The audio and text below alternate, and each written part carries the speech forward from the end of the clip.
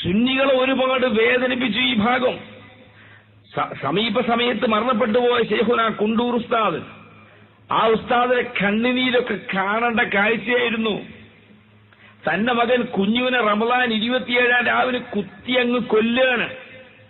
ആ കുത്തിക്കൊന്ന ഘാതകന് കുഞ്ഞാലിക്കുട്ടിയും കൂട്ടൻ ചെന്നിട്ട് മാലിട്ട് കൊടുക്കുകയാണ്. ഇത് കണ്ട് കുണ്ടൂർ നോക്കുകയാണേ. കുണ്ടൂര് കരയൂല, അത് ഈമാന ജാതിയാണ്.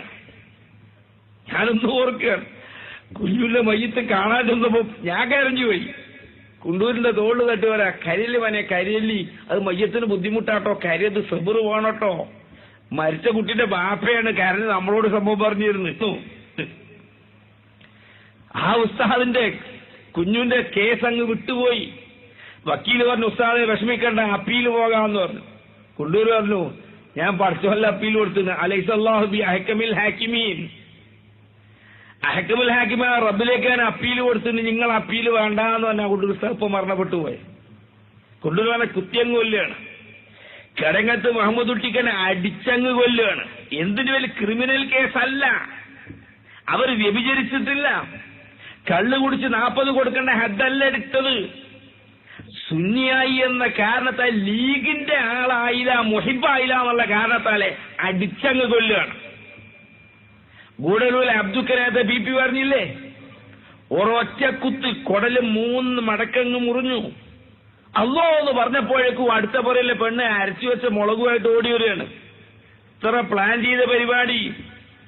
അബ്ദുവിനെ കുത്തുമ്പോ ആ മുറിവിൽ തേക്കാനുള്ള മുളക് നീ അരച്ച് റെഡിയാക്കി വെക്കണമെന്ന് പെണ്ണ് പറഞ്ഞു. ചക്കിക്കൊത്ത ചങ്കരൻ ചക്കക്കൊത്ത ചപ്പാത്തി എന്ന് പറഞ്ഞൊരു പാട്ട് കിട്ടണേ, അഭിച്ചാത്തി എന്ന് പറഞ്ഞു.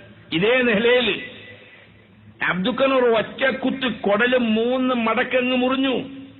അല്ലോ എന്ന് പറഞ്ഞപ്പോഴേക്കും ഉടനെ അരച്ചു വെച്ച മുളകുമായി അടുത്ത വീട്ടിലെ പെണ്ണ് വരികയാണ്. തലക്കടിച്ചപ്പോ ഹൗദിൽ ഈ മനുഷ്യൻ വീണു.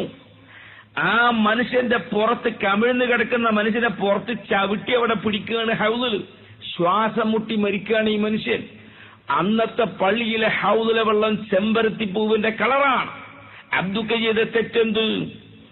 അമ്പലക്കണ്ടി അബ്ദുൽ ഖാദർ എന്ന മദ്രസാധ്യാപകനെ പാവപ്പെട്ട മുസ്ലിയാരെ തലയിലേക്ക് 6mm കമ്പി അടിച്ചു കയറ്റി.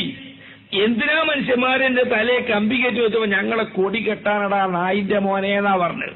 കാരണം അവരെ ദിക്ർ അതാണ്. ഇവർ കൽബേ എന്നുള്ള ദിക്ർ അല്ലാതെ ലീഗർക്ക് അറിഞ്ഞോണ്ട് എനിക്കൊരു കത്ത് കിട്ടിയിട്ടുണ്ട്, ഒരു ഇല്ലണ്ട്. അത് തുടങ്ങണേടാ നായിന്റെ മോനെ കീലത്തെ എന്നും പറഞ്ഞിട്ടാ. 17 സ്ഥലത്ത് നായിന്റെ മോനെ എന്നുണ്ടായിരുന്നു.